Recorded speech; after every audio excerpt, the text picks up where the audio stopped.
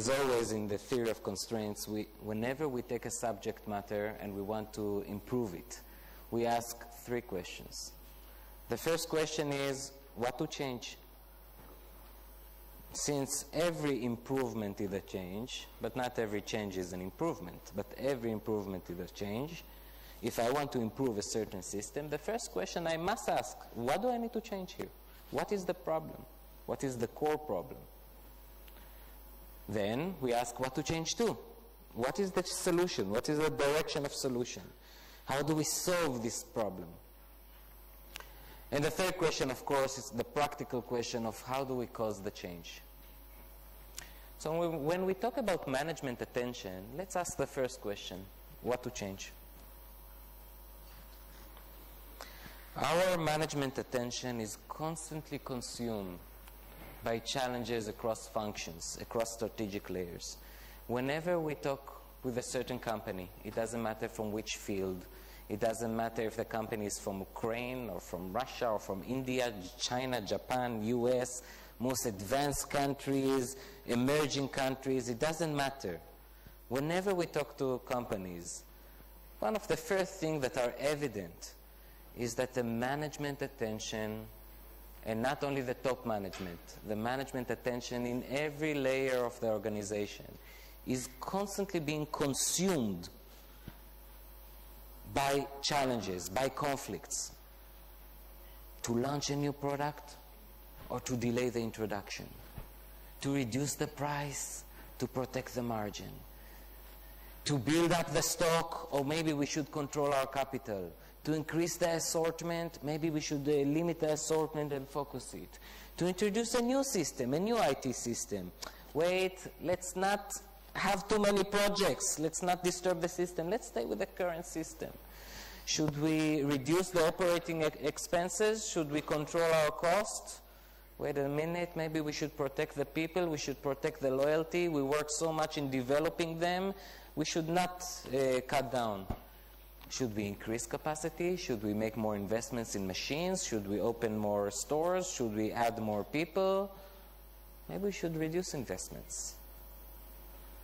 To make changes in a certain project, because we are under pressure to meet some commitments. Wait a minute, we should not make the changes, because every change will mean that the project will get delayed, that it means that we have more budget, it will require more budget. Let's not make the changes. Do you see these conflicts, this type of challenges, and many, many more in your companies? Right? And it's not only at the top management. It doesn't matter if you talk to salespeople. Reduce the price, increase the price, go to a new client, not go to a new client, protect the current base of clients, give them better service, charge for the new service. Or if we talk to the marketing department, should we open a new region? Should we stay with the region we have? Should we launch a new product? Should we create a new brand? If we talk to finance, if we talk to production, it doesn't matter. We are constantly facing challenges and conflicts. Now, in TOC, when we ask what to change, we force ourselves to dive deeper, not to stay on the surface. Because staying on the surface means that you're dealing with symptoms, not with the root causes. So rather than trying to deal with each one of these conflicts in isolation, which means staying on the surface, which means doing what companies are doing today, we say, let's understand what is behind all of these conflicts. What is the root conflict here? And of course, whenever we do this analysis, for every company, the root conflict has its own unique characteristics, specifications that really address the specific environment in which the company operates. But there is a common theme, a generic conflict that looks very, very similar across industries. And the conflict is the following. Of course, our objective is to have a successful company. And in order to have a successful company, the management must ensure the long-term prosperity of the company. The company must continue to grow. Companies cannot allow themselves to stagnate, correct? They must constantly continue to grow, which means the manager must constantly look at the long-term prosperity of the company. And in order to look for the long-term prosperity of the company, management must focus resources on the long-term health. For example, we should make investments. Let's buy a new machine. Let's add more people. Let's have a new system. We should allow protective capacity. We need the buffers. We cannot work on the last resource utilization because nobody can predict what reality will be tomorrow. So we need the buffers to enable us to continue and grow, correct? We should focus on long-term profit, right? Maybe we should not reduce the price. Maybe we should protect the margin. We must look at the future. This is obvious. On the other hand, while we must ensure the long-term prosperity of the company,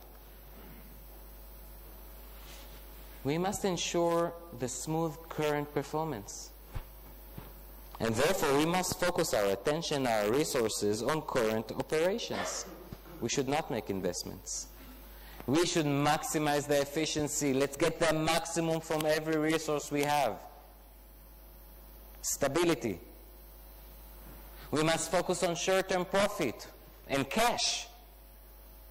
Okay, reduce the price. Let's get sales, for example. Short-term. Sales. Do you see this type of a conflict in your companies? Right? This is not theory. This is real life. Right? My friends, please. This conflict, although we're discussing conceptually, this is a conflict that management lives every day. Not only lives with the conflict, but lives with the consequences of this conflict. Because what do we see? As long as we are facing all these type of challenges that we discussed earlier, this means that the company today basically oscillates between these two extremes. Okay? Sometimes we are more looking on the long term, on the growth. Sometimes we are pressured to look on the short term, on the immediate cash, on the maximization of efficiency, and we constantly shift to delay the product, not to delay the product, to add more people, not to add more people, to open a new region, not to open a new region, to introduce a new brand, etc., etc. We constantly oscillate. Now, is there a way out? Or are we doomed to live with this conflict?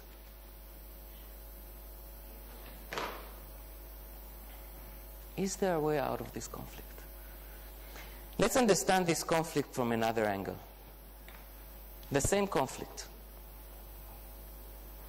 Basically, a different representation of the same conflict is the tension between growth, getting more and more profit as we grow, as we continue into the future, growth versus stability.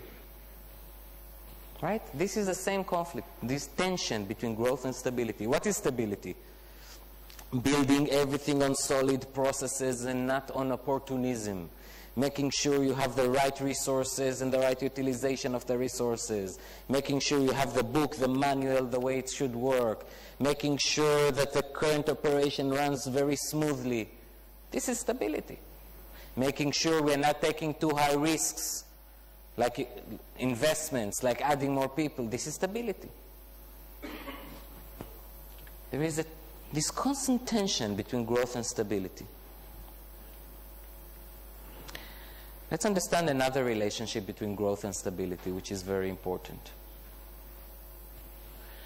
We are all taught from day one in business schools that one should always strive to improve, that companies should never stagnate, right? Companies should always improve, should always grow. Why? Why do we learn this? What is the assumption here that tells us you should always look on growth, never stagnate? What is the assumption? The assumption is that if companies stop growing, they actually go down. There is no real, in reality, stagnation is only temporary. You either grow or you go down. Why? Competition will catch up. Reality will change. Reality is not constant. Therefore, if a company wants to survive, it must prosper. For a company to survive, it must continue growing. Everybody understand? This means something very interesting. It means that growth is actually a condition for stability. That without growth, we lose stability. Everybody understand? On the other hand, what will happen if we try to achieve growth rapidly before we have the right processes in place? What will happen if we try to grow rapidly and take huge risks with it? What will happen to stability? It may go down, right? And if stability goes down, what will happen to growth? We will not achieve the growth. We will not be able to sustain the growth. It will also be temporary. Which means not only that growth is a condition for stability, but also stability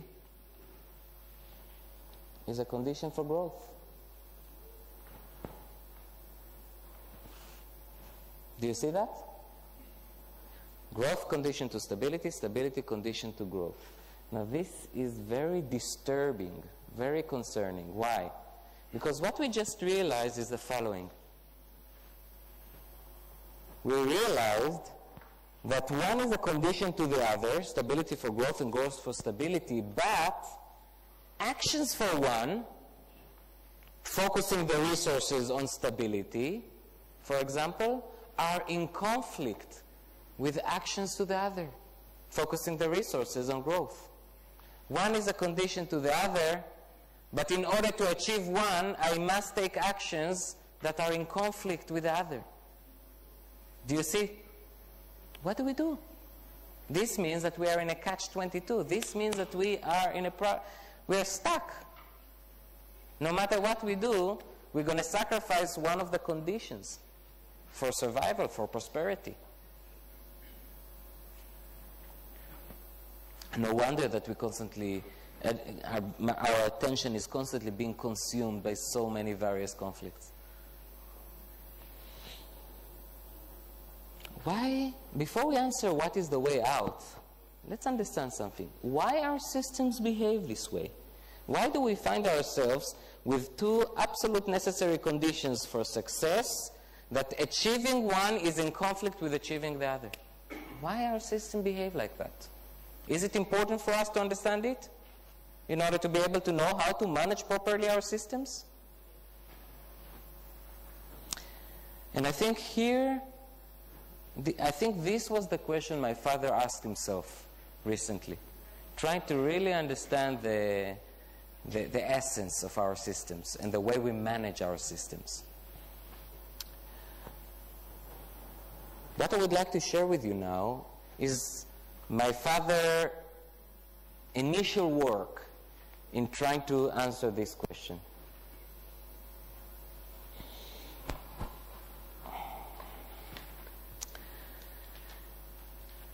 When his intention was to write a book, a new book called The Science of Management. Basically with the intention of saying how should we manage our systems so that we are breaking away from this conflict between stability and growth and achieving both. And it's possible to achieve both because we all know very successful companies that are able to break it. So it means it's possible, it's not theoretical.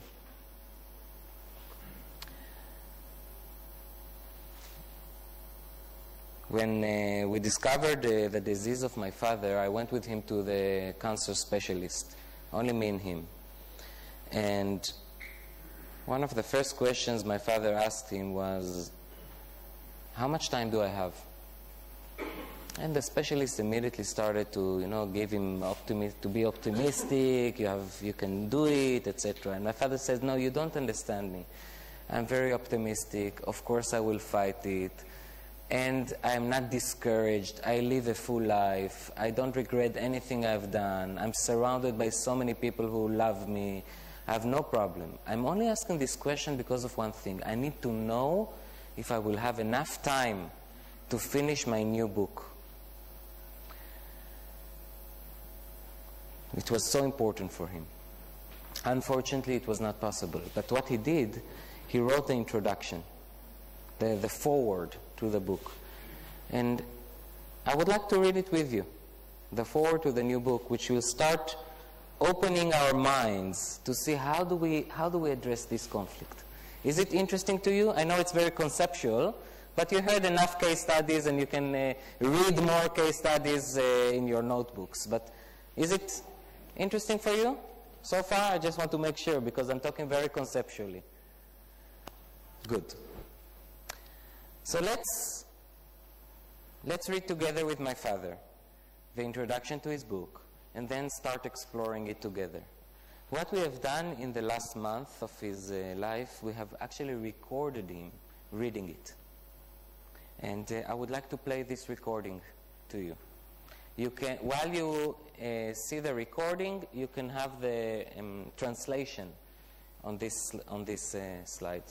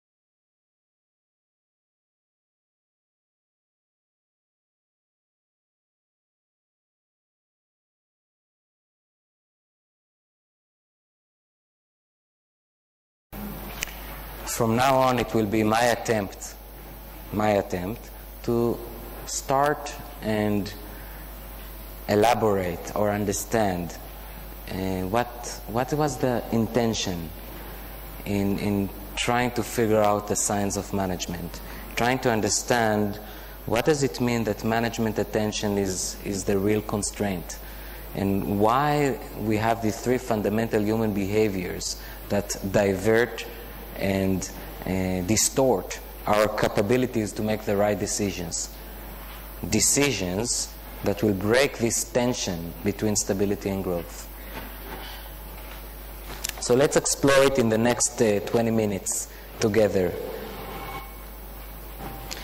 Let's first summarize. First, the real constraint is management attention. My friends, I think this sentence is a breakthrough. Even if you don't understand much of what we are going, or myself, if we don't yet understand what we are saying in the next slides, just take this message out with you from the room. The real constraint is management attention. It's not knowledge. It's not capabilities. Because if we have the attention and we lack knowledge or capabilities, we will get them. We will understand what is it that we are lacking, and we will get them. It's the attention. Our capacity to analyze the situation and make the right decisions. What is management if not that? Why do we need management? If we don't need to analyze constantly situations and make decisions, we don't need management. Everything will be run on automat, right? The real constraint is management attention. There are three fundamental mechanisms that waste and distort management attention. Waste means prevents us from putting the attention where it needs to be. Distort means that even when we put the attention where it needs to be, this mechanism will distort our decisions, will bring us to make the wrong decisions, to create damage rather than benefits. Let's see what are the three mechanisms. First, the fear of complexity, our fear of complexity, which drives us to dissect the system to subsystems and bringing damaging local optima, where the local, what is good for the subsystem is in conflict with what is good for the system as a whole. In the next slide, we will start to understand more each one of these mechanisms. So first, let me just read them so we have a summary. The second mechanism is the fear of unknown, driving to finer and finer detail resolutions, trying to impose certainty on uncertainty. The third mechanism, the fear of tug of war, struggling with unacceptable compromises. Now let's understand more each one of these mechanisms. We said, does this thing has a pointer? Yes, good. We said that what we want to do is to break this tension, because we must have both growth and stability constantly. One is a condition to the other. And probably what is preventing us or limiting us from doing so is not a reality, it's not a fact of life, it's not something that we cannot do anything about it, and we know it because there are very successful companies that are managing to break it, at least for a while. So something is preventing us from doing it. It's not, God did not come and say one should always sacrifice stability or growth. There is a way to achieve both. Probably something is distorting or wasting our ability to solve this problem. What is causing our management attention to be distorted? And we said there are three mechanisms. Let's explore each one. The first one, the common way to manage complex systems is to manage its subsystems. Right? I will take the whole system and start to dissect it. Okay, so we will have finance and marketing and sales and production and engineering and human resources, and within each system, and sales of course, and top management, And now, within each system, let's take production. We will have the plant 1 and plant 2 and plant 3 and planning. And now, within each plant, let's dissect it even further. We have this department, this department, this department, and we have this supervisor, this supervisor. Basically, we are breaking the system to more and more subsystems, right? And now, let's try and manage each subsystem. How do we manage each subsystem? We will have measurements, policies, targets, budgets, dedicated resources for every subsystem. That's how we manage it. Which basically means, I get electric static all the time, sorry. Which basically means that we are driving local optima throughout the system. This is what it means. What is local optima? Now every subsystem has its own policies, its own measurements, its own targets, its own budget, and will try to maximize its performance because we ask it to maximize its performance according to these local measurements. Right? What else can we do? This is the way we manage. The problem is that this is causing two major negative consequences. Many times, what is good for the local subsystem conflicts with what is good for the whole system. Yes, they must get more budget because otherwise they will not be able to achieve a certain objective that we put. Who said that this more budget is what is now needed and important for the whole system? Yes, in order to have very good unit performance, production must quote longer lead times to the market. But who said that quoting longer lead times to the market is good for the whole system because we may lose sales? Everybody with me? And this is not only true for the overall picture of the system of the company. This is true in every resolution. Even in the, let's take one plant and we have several machines. If I will try to improve the efficiency of one machine and it is not a bottleneck, right? I'm trying to improve the efficiency of a non-bottleneck. I must do it for the local measurement of this machine. However, what good will come for the whole system out of it?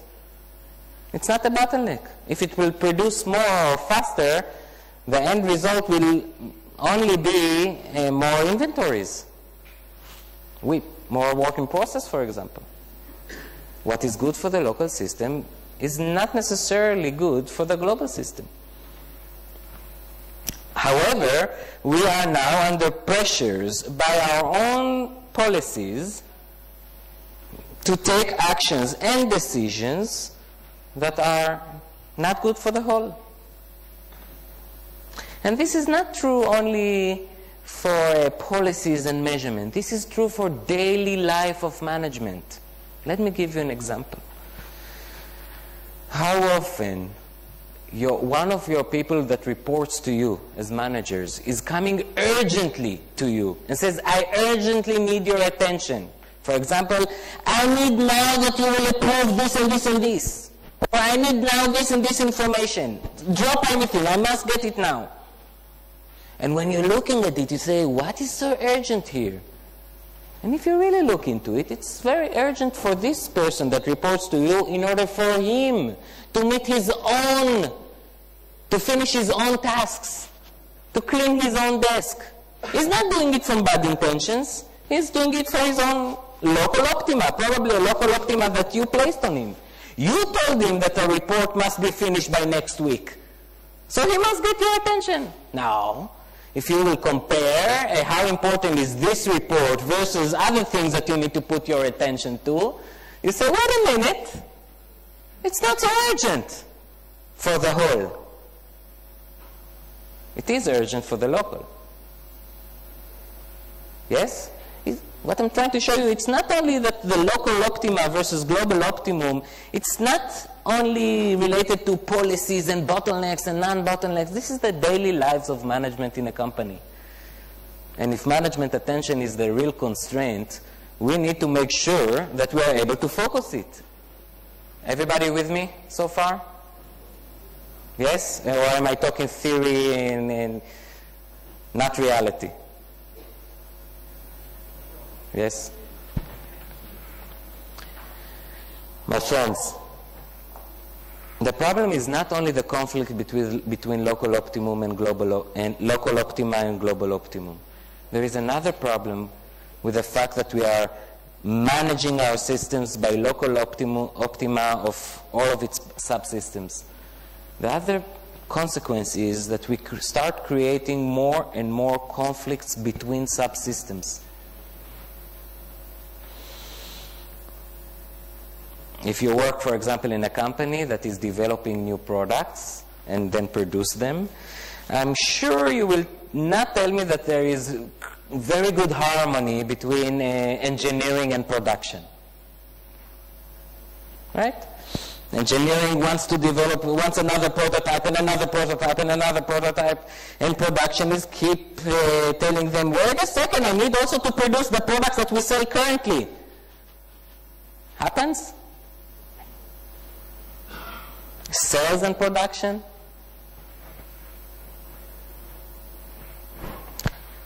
Retail stores versus finance corporate.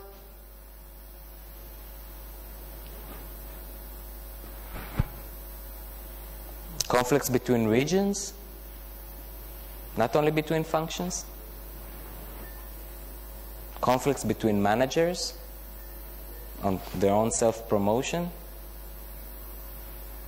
We start having conflicts between subsystems. Of course, what is the effect on our management attention? On the company's management attention?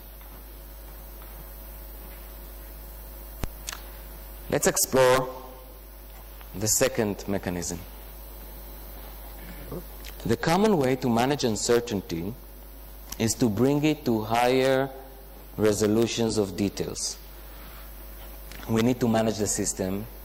Obviously, we always face new realities. That's the nature. That's why we have management. Otherwise, we put everything on automat. New realities involves a lot of uncertainty, unknown. One of our tendencies is to say, okay, I don't know enough about these situations. Let's try and get more and more resolutions of details, more and more details. Let's try to be more and more accurate. I don't know what will be the demand of this product in a given store next 2 months from now. Let's try and develop sophisticated forecast mechanisms. I don't know exactly how much a task will take in a certain project. Let's try and really figure out the length of each task in the project, so we really know when the project will finish. I don't know exactly how much budget is needed, so let's try and figure out and do all the cost calculations to know exactly how much budget I need. Let's try basically, as we all know, to impose certainty on uncertainty. Impose. What do I mean by impose? I'm trying to make it fit, as if I have a crystal ball. Everybody with me?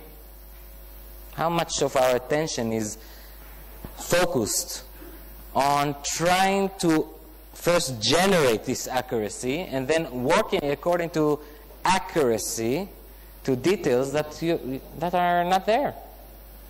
Reality, and that we know a priori. Like whenever you write a forecast, a demand, you know a priori that the moment you write it, it's not accurate. You know it. What is the effect? It has two major effects here. One, it brings us to take ineffective reactions to noise. What is noise? Noise is this range that you cannot predict, you cannot impact. And if you try to be more accurate than the noise, you only increase the noise, the variability.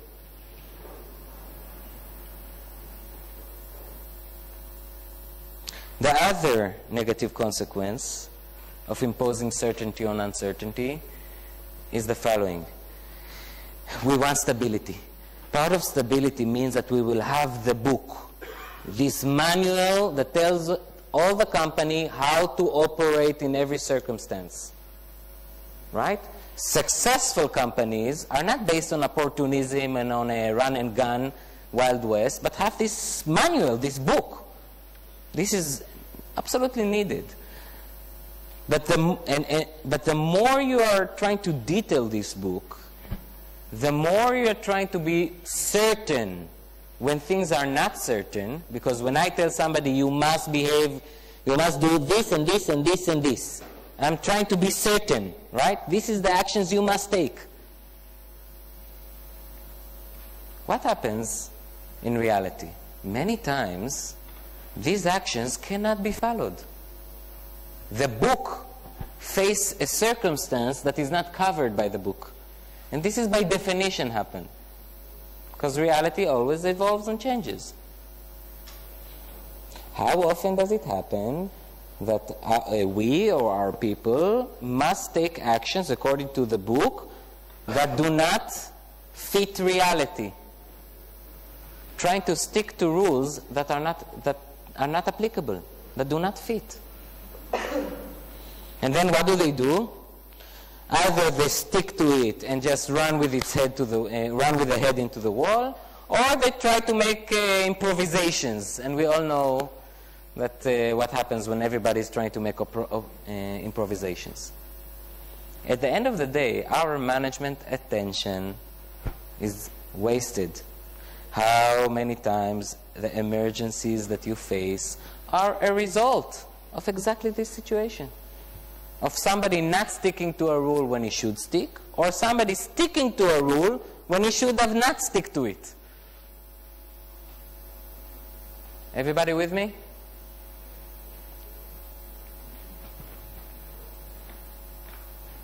Yes, I know that all of you have one thing in your mind now. Rami, we agree, but what should we do? This is life.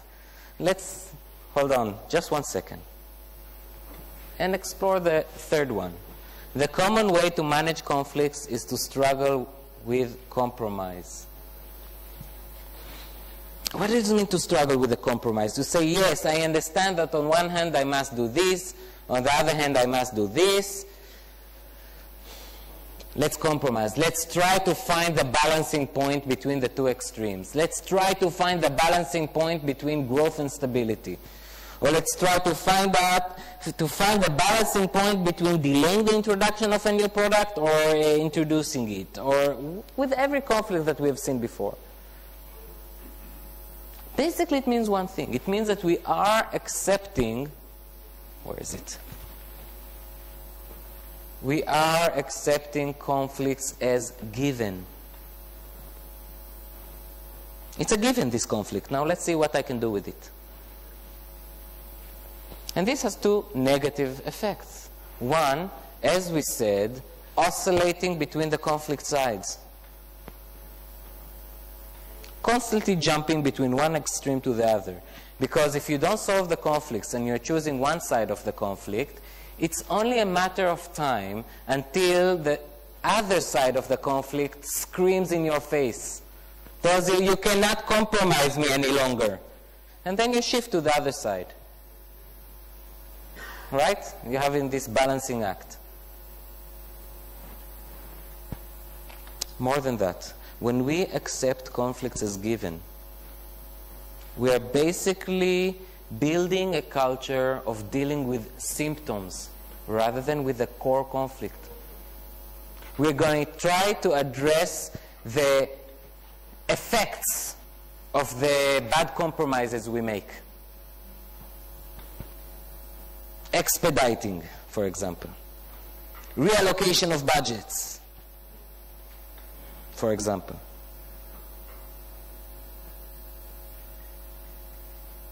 Is it true? That's what we see. Look how many things are causing us eventually to compromise the most critical, crucial resource of our company. management, attention. So what do we do? What do we do?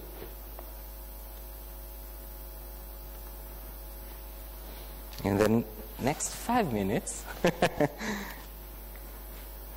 I will try to put the direction in your mind. What to change to? What do we do? One of the most fundamental processes of the theory of constraint is called the 5 focusing steps. Notice the word focusing. I think every year 1 student in TOC know this process, as it manifested in the most famous book of my father, The Goal. The first step, identify the constraint. Because there is limited number of points that if you know how to manage these points, you will improve the system as a whole.